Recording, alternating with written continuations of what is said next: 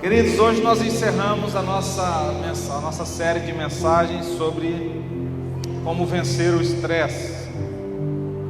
Para a gente recapitular um pouquinho, nós vimos os tipos de estresse que existe: físico, mental, social, emocional, psicológico, espiritual.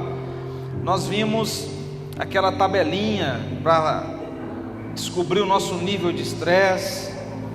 Nós vimos que o estresse ele é uma pressão exercida fora sobre a nossa vida, que tenta nos tirar do centro, tenta desequilibrar alguma coisa na nossa vida, na nossa história. E vimos que nós respondemos ao estresse de alguma maneira. Uma delas é que o estresse é a resposta às pressões que nós vivemos. A outra, o estresse é a resposta ao desequilíbrio que ele causa. Vimos que o estresse ele tem uma falta de visão simples e clara sobre Jesus e o seu reino. As pessoas se estressam por causa do materialismo e de problemas financeiros. Elas se estressam por expectativas que não são alcançadas, seja expectativas que ela lança sobre ela ou que as outras pessoas lançam sobre ela. Nós vimos que o estresse causa defesas emocionais. Quando a pessoa se frustra com alguma coisa ou com alguém, automaticamente ela começa a se defender, ela cria um bloqueio, uma defesa. Vimos um caso, pelo menos, que é o que eu estou lembrando aqui, daquela pessoa que sempre está com um sorriso no rosto. Ela decidiu sorrir para tudo, para todo mundo, mas quando você vai conversar, quando você começa a se aprofundar mais, ela desaba chorando, ela não consegue esconder o que realmente está dentro do coração dela. Esse final de semana eu conheci um senhor, ele é chamado de Coronel, mas é porque o sobrenome dele é Coronel. E há 20 dias atrás, esse homem sofreu um baque muito grande. Quem conheceu ele antes fala que ele vivia sorrindo para todo mundo, brincava com todo mundo, era aquele homem, aquele senhor feliz, não tinha problemas assim que afetasse a vida dele, ele era aquilo mesmo. Coronel é pai de 9 filhos, o mais novo 15 anos. Ele é dono de uma terra, e há uns 20 dias atrás, eles estavam nessa terra, estavam tomando banho no rio. Estava ele, o filho de 15 anos, um filho mais velho com a esposa desse filho. A nora dele escorregou numa pedra e caiu em um lugar que é uma cachoeira. O menino de 15 anos, o filho mais novo, criado a vida inteira naquele lugar, pulou para salvar a esposa do irmão dele. Ela, no desespero, segurou ele, agarrou nele. Morreram os dois afogados. Ontem ele encostou aonde nós estávamos, estava acampado, e aquele cara triste, sempre andando agora de cabeça baixa. E eu falei comigo pensando, falei assim: Deus não permitiu esse homem se aproximar da gente aqui. Nós estávamos, todos que estavam ali, nós estávamos em 4, todos evangélicos. Deus não permitiu esse homem se aproximar aqui à toa. E eu comecei a orar, eu falei assim: Deus, por que ele está perto da gente?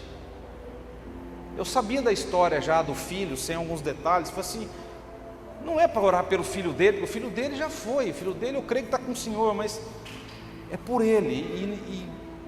E falar não adianta nada. Nenhuma palavra que eu falar para ele, Deus, vai tirar a dor que ele está sentindo. Nenhuma palavra que eu falar para ele aqui vai fazer ele levantar a cabeça e sorrir de novo como ele sorria antes. Então para quê? Por que o Senhor permitiu esse senhor se aproximar da gente? E você sabe o que veio no meu coração? Ele falou assim: porque ele só precisa de alguém para escutar ele. E aquele homem se aproximou, e eu comecei a elogiar a propriedade dele. Falei assim: rapaz, que lugar lindo, cara. Só tem um lugar aqui fenomenal, é muito bonito. Estou encantado com as cachoeiras, com a propriedade do Senhor e tal.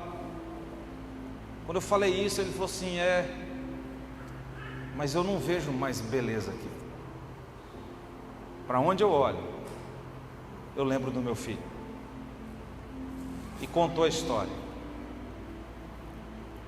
Assim, ele morava na cidade, porque ele estudava. Eu vou para a cidade, o que eu vejo na minha casa, eu lembro do meu filho. Eu venho para cá, aonde eu olho nesse lugar, eu lembro do meu filho. Aí ele falou assim: eu tenho mais 8 filhos, mas eu podia ter 200. Nenhum vai substituir. E ele triste, para baixo. E eu deixei ele falar, ele conversou. Aí eu comecei a tentar mudar um pouco o foco. Eu falei assim: rapaz, Deus tem uma grande obra para fazer na vida do senhor. O senhor é um cara muito abençoado. O filho do senhor, ele era um menino muito feliz, pelo que eu fiquei sabendo. Ele era um menino prestativo, ele gostava de ajudar as pessoas. Ele falou assim: então eu acredito que o seu filho, ele está com Deus, ele está num lugar melhor do que a gente. Nós é que estamos sofrendo aqui. O seu filho, ele está bem. Aí aquele homem levantou a cabeça e falou assim: é verdade. Você não é o primeiro que me fala isso. Eu sei que um dia eu vou encontrar o meu filho. Eu falei: vai, claro que vai.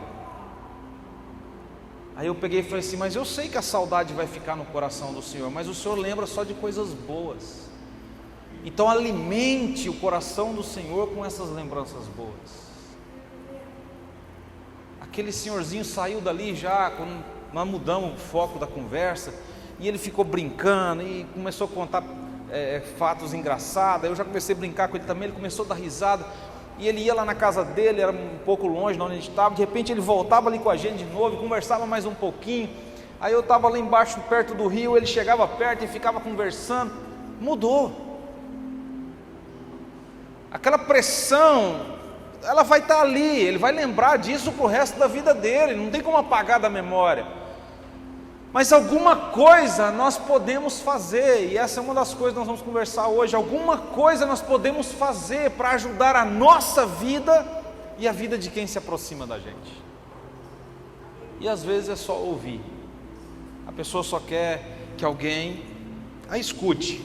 Então nós falamos disso, de defesas, e a defesa daquele homem criou foi andar agora só de cabeça baixa e não conversar com absolutamente mais ninguém. Ele se protege desse jeito. Eu creio que ele venceu essa defesa em nome de Jesus. Nós vimos sobre maus hábitos e vimos que a falta de prioridade, ela causa estresse na nossa vida. E hoje nós vamos encerrar como que nós podemos vencer o estresse. Abra sua Bíblia em Romanos capítulo 5, verso 3 ao 5. Romanos capítulo 5,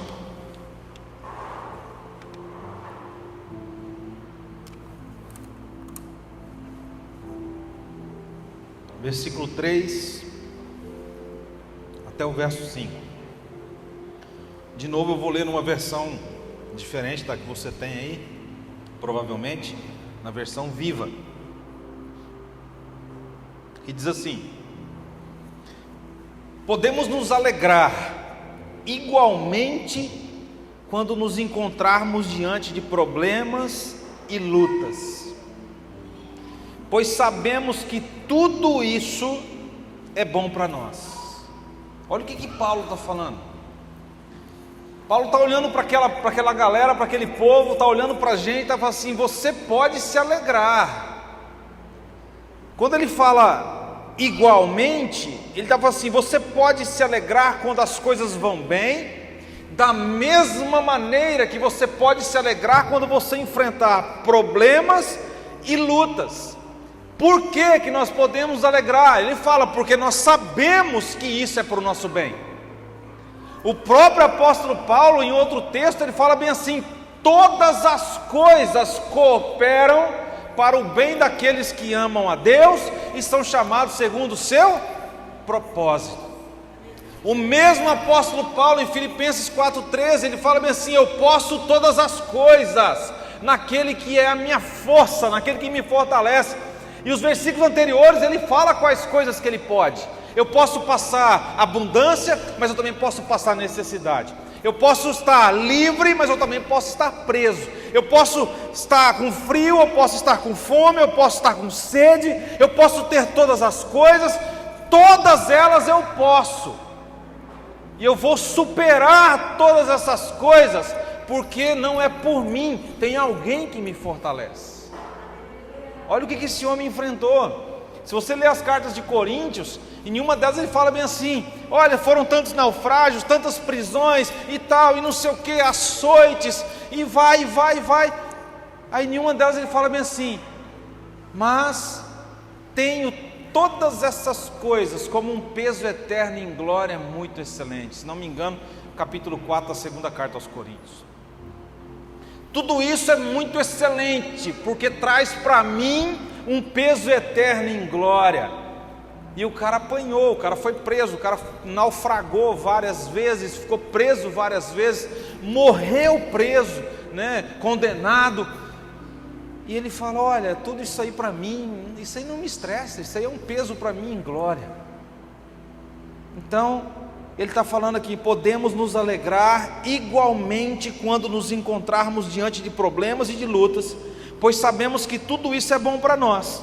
Ajuda-nos a aprender a ser pacientes, e a paciência desenvolve em nós a força de caráter, e nos ajuda a confiar mais em Deus, cada vez que a utilizamos, até que finalmente a nossa esperança e a nossa fé fiquem fortes e sólidas. Então, quando isso acontecer, poderemos sempre erguer a cabeça, seja lá o que for que aconteça, e saber que tudo vai bem, pois conheceremos quanto Deus nos ama. Sentiremos também esse seu amor afetuoso em todo o nosso ser, pois Deus nos deu o Espírito Santo para encher o nosso coração com amor. Amém? Que coisa extraordinária, querido, que esse cara está falando. Olha, se eu for enfrentar problemas, se eu for enfrentar lutas, eu posso me alegrar diante disso, porque isso vai gerar em mim paciência. E cada vez, olha o que ele fala: cada vez que eu uso a paciência, eu aprendo a confiar mais em Deus. Cada vez que eu utilizo essa ferramenta que Deus derrama sobre a humanidade, que é a paciência, que é esperar em Deus, eu aprendo a confiar mais nele. E aí desencadeia uma série de coisas. Se eu confio mais em Deus, automaticamente outras coisas boas acontecem na minha vida. Eu estou confiando em Deus, eu não confio na força do meu braço. O milagre vai acontecer, porque eu estou confiando nele. E aí, dentro de tudo isso, para combater o estresse e a ansiedade, o caminho é diminuir as pressões que estão sobre a nossa vida. Então, como diminuir? Como diminuir a pressão do trabalho? Como diminuir a pressão da família? Como diminuir a pressão das expectativas que são lançadas sobre a nossa vida? E nós vamos frustrar as pessoas, não tem boca. Cedo ou tarde nós vamos frustrar, decepcionar alguém. Isso é fato. E vamos ser frustrados e vamos ser decepcionados por alguém. Então nós vamos ver aqui algumas coisas. A primeira: entenda qual é a fonte do seu estresse. Para um pouquinho, pensa, reflete a sua vida, reflete o seu dia a dia. O que me cerca, o que rodeia a minha vida no dia a dia que causa estresse? Qual é a fonte do meu estresse? O primeiro caminho é identificar onde está o problema. Não tem como nós corrigirmos nada, nós consertarmos nada, se nós não sabermos aonde está estragado, aonde está o problema, aonde que tem que ser arrumado, o que tem que ser mudado. Então, o primeiro caminho para qualquer ser humano é: qual é a maior fonte de estresse que eu enfrento?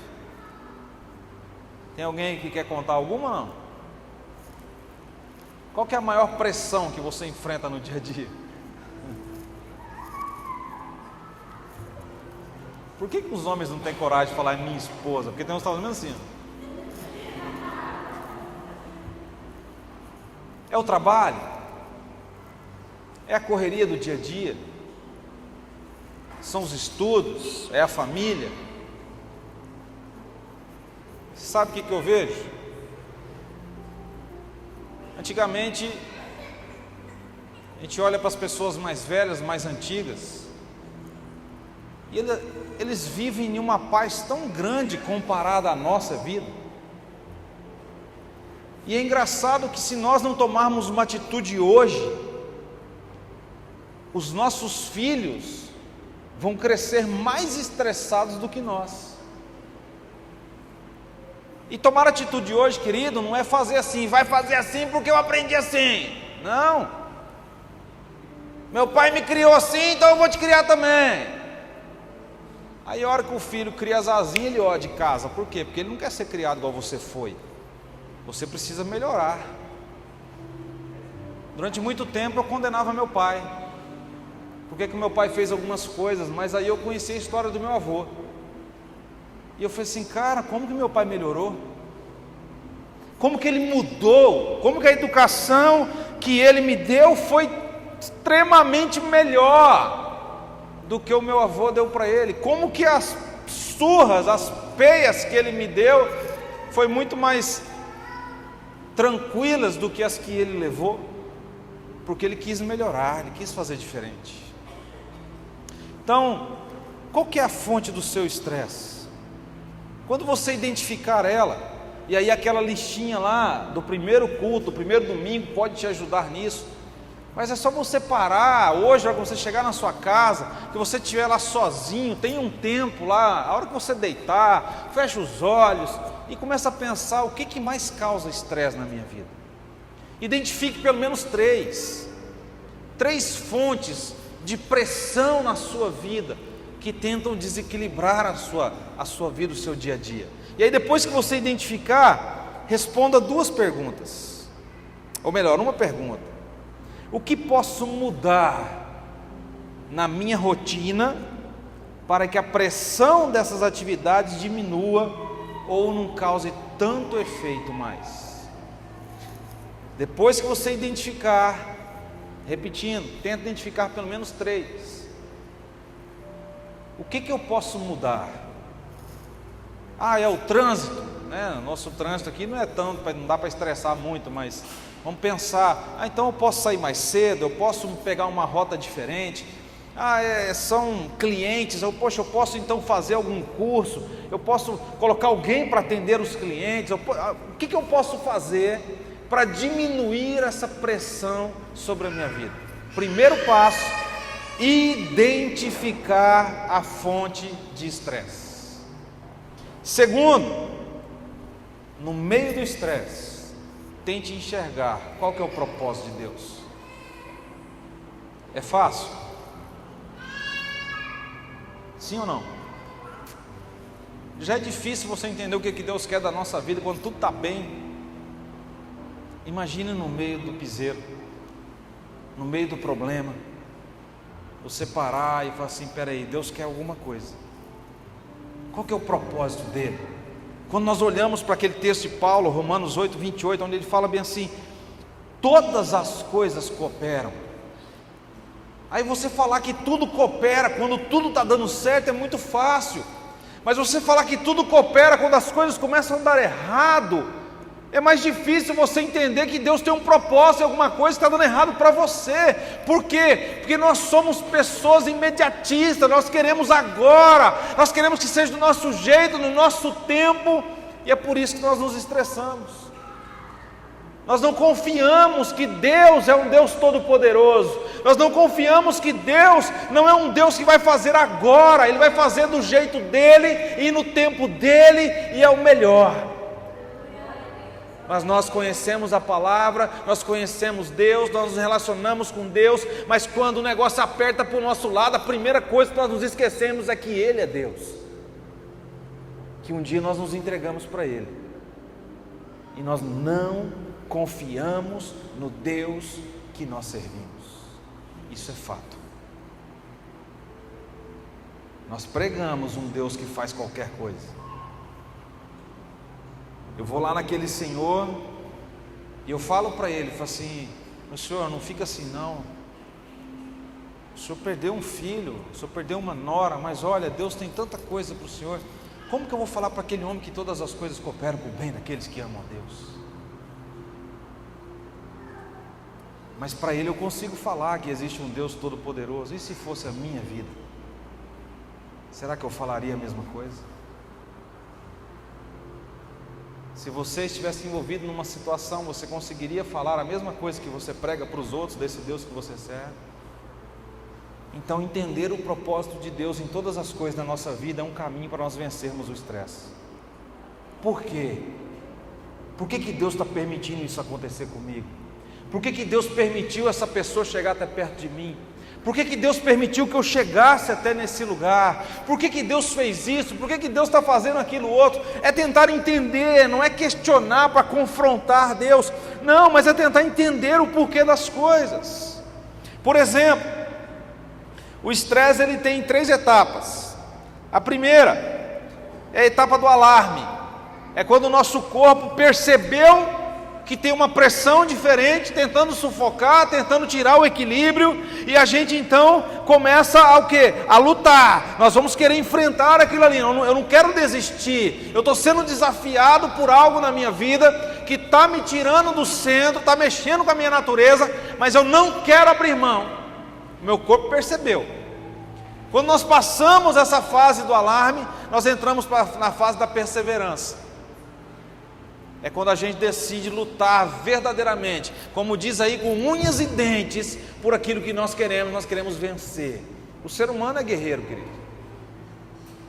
Então nós entramos na fase da perseverança. Eu sei o que está acontecendo, eu estou entendendo, mas eu vou resistir, e eu vou lutando, mas eu não percebo que quanto mais eu persevero com a minha força, eu vou esgotando a minha energia, e eu vou me enfraquecendo. E quando isso acontece, eu vou para a terceira etapa, que é o esgotamento.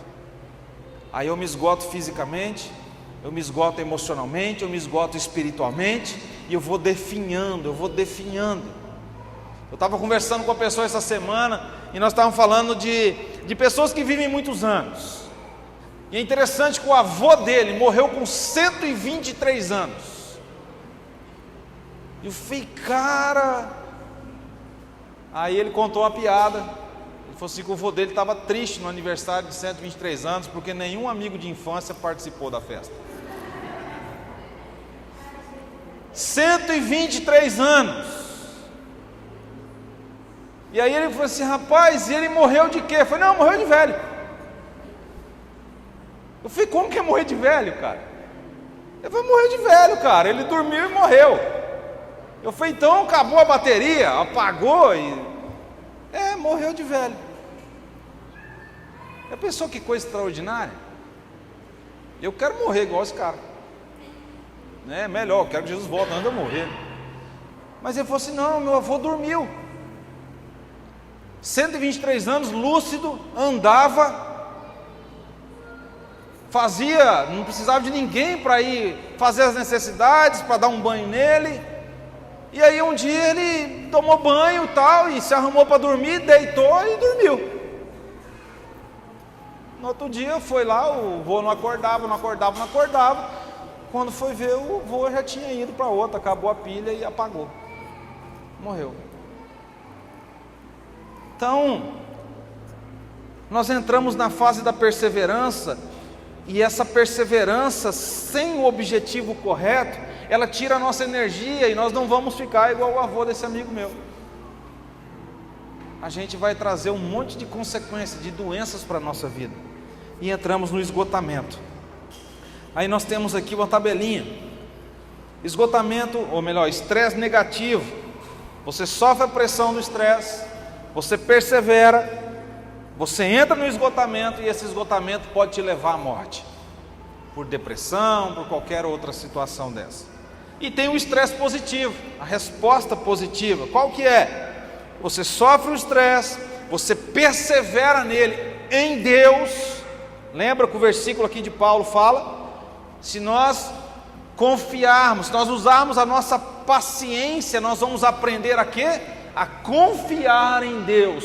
Então, quando eu estou perseverando, confiando em Deus, confiando que Ele é o Senhor da minha vida, confiando que Ele tem o controle da minha história, confiando que Ele sabe o melhor caminho, e talvez o melhor caminho não é uma estrada bonitinha, é passar por um lugar esburacado que vai trazer problema para mim, mas eu vou chegar lá são e salvo. Então quando eu confio em Deus, nessa perseverança gera em mim o caráter de Deus. Quando eu passo pelo estresse, perseverando e confiando em Deus, Deus restaura um pouquinho no meu caráter o plano inicial dele lá do Gênesis, lá na criação, quando ele façamos o homem a nossa imagem e conforme a nossa semelhança. Ali Deus estava falando para Jesus, estava falando para o Espírito Santo, estava falando para as criações celestiais. Ele estava assim: olha, vamos fazer o homem segundo a nossa personalidade, o homem vai ter a nossa natureza, o homem vai ter o nosso caráter. Mas aí o pecado, a primeira coisa que ele fez foi romper o relacionamento de Deus com o homem, e quando o relacionamento é rompido, desencadeia outra coisa, o nosso caráter, que era semelhante ao caráter de Deus, começa também a ser afetado, e agora nós temos uma natureza não mais do Pai, nós temos uma natureza pecaminosa. Rompe, quebra isso, e quando eu passo por situações, e eu persevero, confiando em Deus, eu consigo glorificar o nome de Deus, e Deus começa a restaurar, através daquelas provações, o caráter dele em nós, em mim. Por isso que a provação gera perseverança, e a perseverança aumenta a minha fé. Ok? Então quando eu persevero dessa maneira, eu alcanço amor, fé e esperança. Paulo fala a respeito disso, está aqui no texto, olha só, quando ele fala bem assim, ó: então, quando isso acontecer, nós poderemos sempre erguer a cabeça, seja lá o que estiver acontecendo, e saber que tudo vai bem.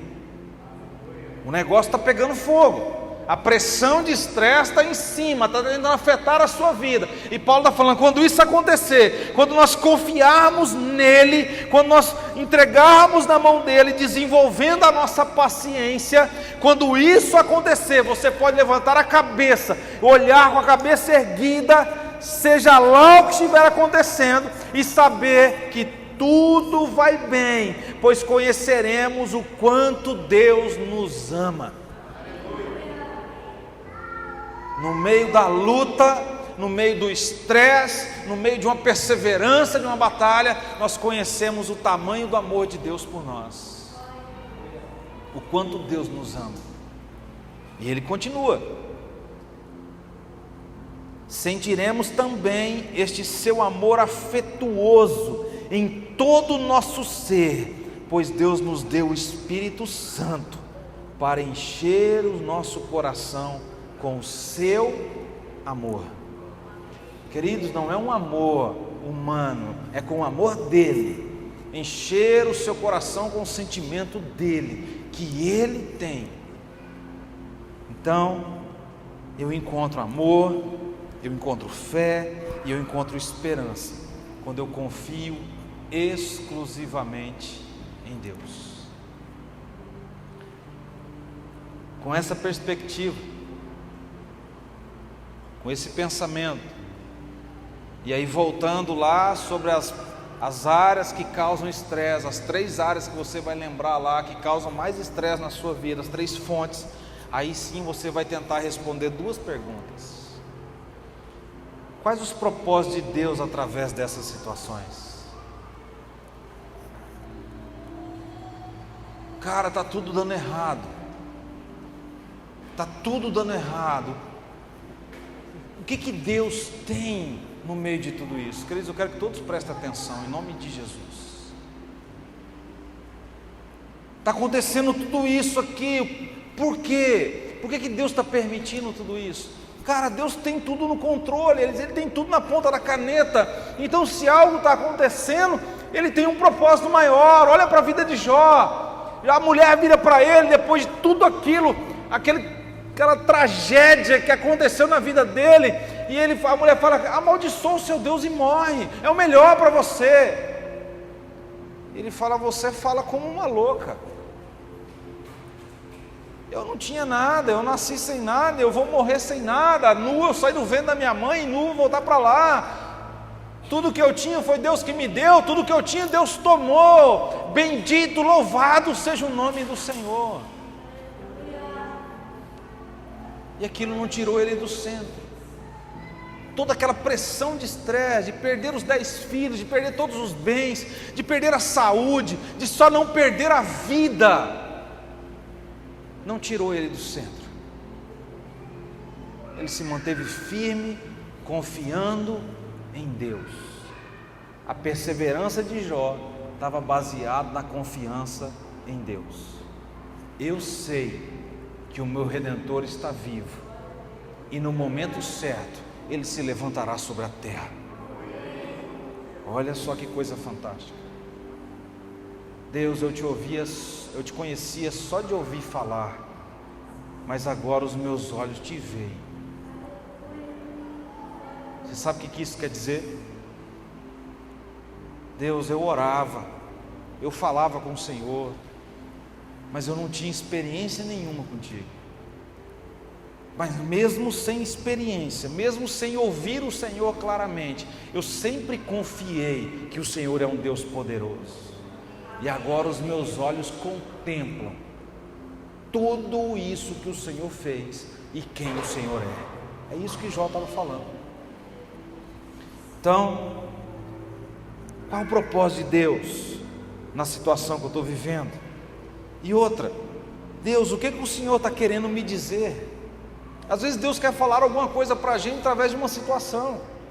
O que o Senhor está querendo me ensinar? Por que eu estou passando por isso? O Senhor quer me falar alguma coisa? É para me aprender alguma coisa? O que é que o Senhor está querendo me falar? E aí, queridos, para a gente encerrar, escolha a melhor forma de responder ao estresse. Primeiro, se reajuste. Lembra que eu perguntei: o que eu posso mudar? O que eu posso mudar na minha vida? O que eu posso mudar na minha rotina para aliviar isso? Mateus 11, 28 e 29, Jesus fala bem assim: vinde a mim, vocês estão cansados e oprimidos e aflitos. E aí vocês podem mudar a palavra ali para estressados, e fala assim: porque eu vos darei alívio. Versículo 29 fala bem assim: porque o meu jugo, ele é leve. O meu jugo você consegue carregar, ele é suave. O meu fardo é leve, melhor dizendo, o meu jugo é suave, o meu fardo é leve. Você consegue se adequar a ele. Então, se reajuste. O que eu posso mudar na minha história? Eu preciso me envolver mais com Deus, eu preciso mudar alguma coisa aqui. Outra, se expresse. Pessoas que engolem as emoções, pessoas que trancam os sentimentos no coração para que os outros não vejam, são pessoas muito mais propícias a ter um infarto. Uma pesquisa dos Estados Unidos, saiu na revista Times, diz que uma pessoa, um homem, que não abre as suas emoções para ninguém, não estou falando para qualquer pessoa, é para alguém de confiança, que ele não abre as suas emoções para ninguém, ele vive 16 anos e 7 meses a menos que uma pessoa da mesma idade dele, mas que compartilha as suas dores, as suas lutas com outra pessoa. Sabe aquela palavra assim, para homem agora, né? Eu não choro porque homem não chora.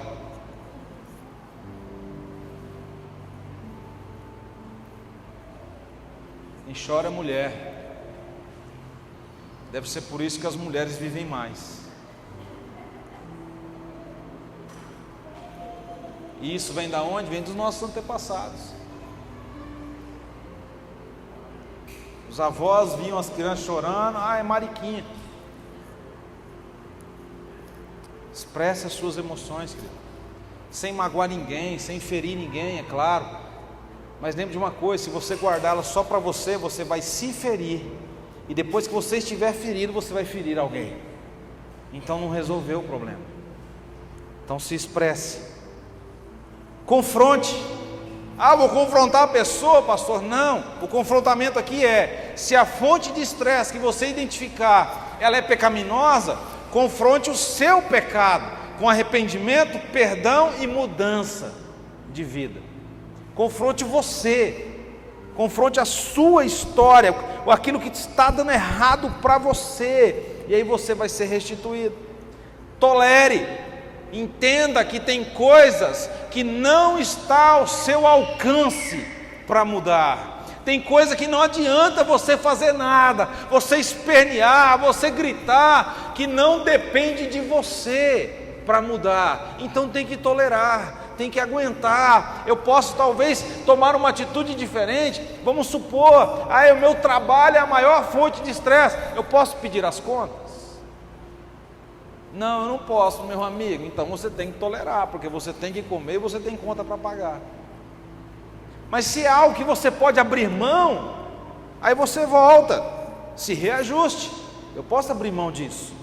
Eu não preciso tolerar essas coisas. Não estão ao meu alcance de mudar, mas eu não preciso viver. Eu posso sair disso, eu não preciso enfrentar tudo isso. Então tolere. E por último, recue. Às vezes, queridos, a atitude mais inteligente é recuar. Às vezes a atitude mais inteligente é tirar o time de campo, porque você vai sofrer menos, você vai apanhar menos, vai estressar menos e vai viver mais. Então identifique as suas fontes de estresse, e se nenhuma delas você pode recuar. O que é recuar? Um exemplo apenas. Aquela pessoa que ela tem que sempre ser a certa da história, e ela cria inimizades, ela cria situações constrangedoras, sendo que às vezes ela pode só recuar, só abaixar a cabeça e deixar que o outro esteja certo também. Porque, queridos, ninguém é burro demais que não possa te ensinar alguma coisa, e ninguém é inteligente demais que não tenha nada para aprender. Então recuar às vezes é a melhor decisão. Amém?